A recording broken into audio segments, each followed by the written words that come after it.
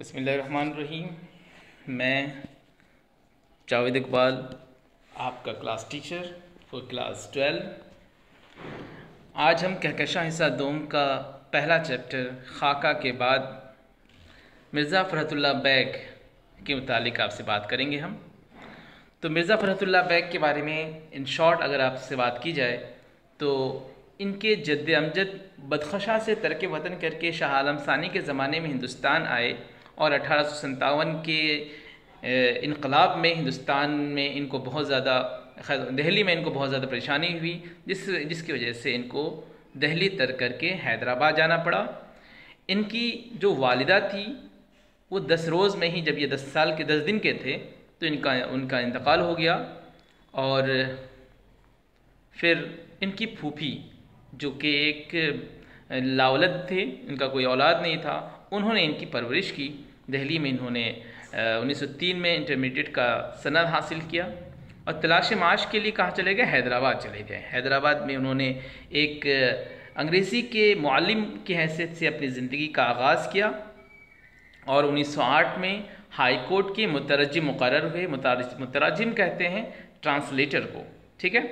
1910 में जुडिशरी का इम्तिहान पास किया और फिर तरक्की करते करते 1942 में एक हाई कोर्ट के इंस्पेक्टर के ओहदे से सुबकदोश हुए, रिटायर हुए। मिर्ज़ा फ़रहतुल्लाह बैग की शादी 1908 में हुई और उनकी पहली अहलिया के वफ़ात के बाद उनकी बहन से इनकी शादी हुई और इनकी जो वफ़ात है 1947 बताई जाती है। मिर्ज़ा फ़रहतुल्लाह बैग का सबसे शाहकार कारनामा है खाका, जो कि हम पढ़ने वाले हैं। उनका नाम है डिप्टी नज़ीर अहमद की कहानी, कुछ उनकी कुछ मेरी ज़बानी। ये उनका खाका है जो उनका ही नहीं, ये उर्दू अदब, उर्दू दुनिया में सबसे खूबसूरत शाहकार एक अदब है, लिटरेचर है, ठीक है। और उनकी बहुत सारी तसानीफ़ हैं। दिल्ली का यादगार मुशायरा बहुत खूबसूरत लिखा है इन्होंने, फूल वालों की सैर, इस तरह से बहुत सारी तसानीफ़ इनकी है जो काबिले मुताला है। आप इसको ज़रूर पढ़ेंगे, स्टडी करेंगे, ठीक है। अब हम शुरू करते हैं। आपको इन शॉर्ट हमने बता दिया। मिर्ज़ा फ़रहतुल्लाह बैग, मिर्ज़ा फ़रहतुल्लाह बैग के जद्द अमजद यानी उनके दादा जो हैं, परदादा कह लीजिए, मिर्ज़ा अफजल बैग बदख्शां से, बदख्शां एक जगह है, वहाँ से तरक वतन करके शाह आलम सानी के ज़माने में हिंदुस्तान आए, ठीक है। किसके ज़माने में? शाह आलम सानी के ज़माने में हिंदुस्तान आए।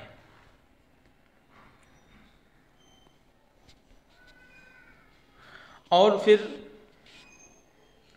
फ़रहत के दादा मिर्ज़ा अब्दुल्ला बैग की माली हालत अच्छी नहीं थी, उनके दादा की माली हालत अच्छी नहीं थी और 1857 के इनकलाब में भी बहुत ज़्यादा ये लोग मुतासिर हुए और दिल्ली से हिजरत करके कहाँ चले गए? हैदराबाद चले गए। हैदराबाद में ये लोग जा कर के अपना सुकूनत इख्तियार किया। तज़किरा नवीसों के मुतालिक, तज़किरा नवीस कहते हैं तज़किरा, ज़िक्र, यानी कि किसी के बारे में लिखना।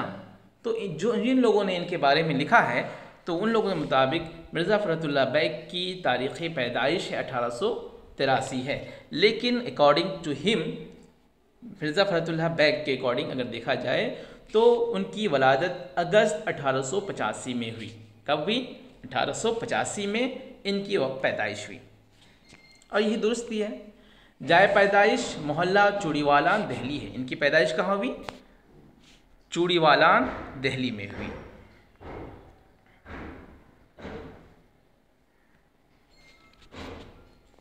उनके वालिद का नाम था मिर्ज़ा हशमतुल्लाह बैग।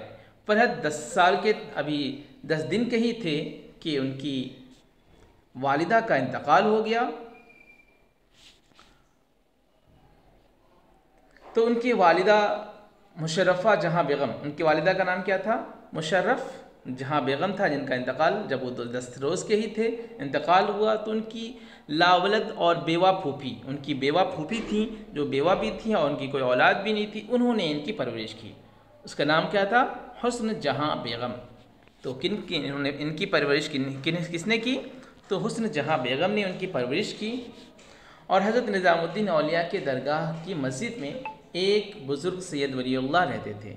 कौन रहते थे? एक बुज़ुर्ग सैयद वलीउल्लाह रहते थे, उन्होंने उनकी बिस्मिल्लाह करवाई, यानी इब्तिदाई तालीम किन्होंने करवाई?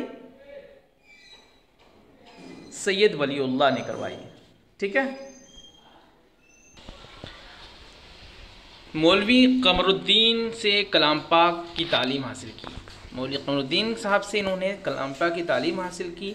गवर्नमेंट हाई स्कूल कश्मीरी दरवाज़ा दिल्ली से एंट्रेंस का इम्तहान पास किया और 1901 में दिल्ली कॉलेज में दाखिला लिया। पहले ज़माने में आपका एंट्रेंस होता था इंटर में एडमिशन के लिए, फिर उन्होंने 1903 में इंटर की सनद हासिल कर ली।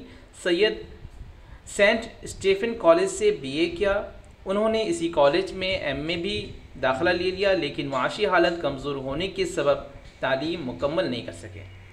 तो इंटर के बाद ग्रेजुएशन में दाखिला तो लिया, लेकिन माली हालत, तंगी हालत ज़्यादा होने की वजह से इन्होंने ग्रेजुएशन कंप्लीट नहीं किया। अपनी तालीमी ज़िंदगी के दौरान उन्होंने खेलों में बहुत ज़्यादा दिलचस्पी लिया, जैसे क्रिकेट, टेनिस, बिलियर्ड, चौसर, शतरंज, इन्होंने बहुत ज़्यादा खेला। आगे देखते हैं नेक्स्ट पैराग्राफ में। फरहतुल्लाह बैग तलाशे मास के सिलसिले में हैदराबाद आए। वहाँ के एक स्कूल में अंग्रेज़ी के मुअल्लिम बनाए गए। मुअल्लिम कहते हैं टीचर को, मुअल्लिम का मुअन्नस होता है मुअल्लिमा, और मुअल्लिम की जमा आती है मुअल्लिमीन। ओके। 1908 में हाई कोर्ट के मुतरज्जिम हो गए और एग्ज़ाम पास करके मुतरज्जिम बन गए। 1910 में जुडिशरी का इम्तिहान पास किया। उस मैदान में मुख्तलिफ ओहदों पर तकर्रुर करते हुए 1939 में हाई कोर्ट के इंस्पेक्टर अफसर बन गए और 1942 में इसी ओहदे से सुबुकदोश हुए। इनकी जो रिटायरमेंट है वो 1942 बताई जाती है और वो किस ओहदे से? इंस्पेक्टर अफसर की हैसियत से इनकी रिटायरमेंट होती है। मिर्ज़ा फरहतुल्लाह बैग की शादी 1908 में उनके चचाज़ाद बेगम की लड़की नसीमा सुल्ताना से हुई। उनके इंतकाल के दूसरे बार, यानी जब उनका पहली बीवी का इंतकाल हो जाता है तो उनकी बहन से ही उनकी निकाह हो जाती है, और जिसका नाम है हमीदा सुल्ताना। उसकी दूसरी बीवी का नाम क्या है? हमीदा सुल्ताना। फरहतुल्लाह बैग का इंतकाल 27 अप्रैल 1947 को बारिफा कल्ब हुआ और उनकी और ठकी जेल के करीब कब्रिस्तान सराहे इलाही चमन में उनकी तदफीन हुई, सुपुर्द खाक किया गया। उनको कहाँ पर तदफीन की गई? कहाँ उनको सुपुर्द खाक किया गया? तो सराहे इलाही चमन में इनको तदफीन किया गया। लास्ट पैराग्राफ है, बगौर देखें। मिर्ज़ा साहब के मज़ामीन, इन्होंने बहुत सारे मज़ामीन लिखे। अदीबों के हालात कलमबंद किए। कलमबंद करना के माने भी होता है क्या? लिखना। अदीबों के हालात पर उन्होंने बहुत तबसरा लिखा और शायरी में भी, लेकिन उनकी शोहरत का असल दारो मदार उनकी बेमिसाल खाके डॉक्टर नज़ीर अहमद की कहानी, कुछ मेरी कुछ उनकी ज़बानी। उन्होंने तो शायरी भी करी, मजमून भी लिखा और अदीबों के ऊपर भी इन्होंने कलमबंद किया बहुत सारे मजमून। लेकिन इनकी असल शाहकार, इनकी शोहरत जो है वो उनकी खाके की वजह से है, जो कि उनका ही अच्छा खाका नहीं था, ये शाहकार उनका ही नहीं था, बल्कि उर्दू अदब की दुनिया में भी ये एक शाहकार खाका माना जाता है, तस्वुर किया जाता है। ये खाका पहली मर्तबा अंजुमन तरक्की उर्दू हिंद के रिसाला उर्दू, कौन से? उर्दू रिसाले से, जो कि 1927 में तबाह हुआ, शाये हुआ, पब्लिश्ड हुआ। ओके। ये खाका न सिर्फ उनका बल्कि उर्दू के बेहतरीन खाकों में से एक है। ये सिर्फ उनका ही नहीं, उर्दू लिटरेचर, उर्दू अदब की दुनिया में सबसे बेहतरीन खाका यही है, नज़ीर अहमद की कहानी, कुछ उनकी कुछ मेरी ज़बानी। दिल्ली का एक यादगार मुशायरा, फूल वालों की सैर भी उनकी यादगार तहरीर है। उनकी मज़ामीन फ़रहत के नाम से 7 जिल्दों में शाये हुई। कितने जिल्दों में? 7 जिल्दों में उनकी एक मज़मून मज़ामीन फ़रहत के नाम से एक उन्होंने लिखा, जो कि 7 जिल्दों में शाये हुई हैं। उनकी दीगर किताबें भी हैं, इंशाइया, दीवान यकीन, दीवान नज़ीर, मेरी दास्तान, मेरी शायरी। ये इनकी तसानीफ़ है जो कि काबिले मुताला है, आप मुताला कर सकते हैं इसको। और आखिर में आपसे मैं गुजारिश करूँगा कि आप लोग इस वीडियो को देखने के बाद इसको ज़रूर मेरे चैनल को सब्सक्राइब करें, लाइक करें और अपने दोस्तों के साथ शेयर करें जो कि क्लास 12 में तदरीस कर रहे हैं। ठीक है, सलाम।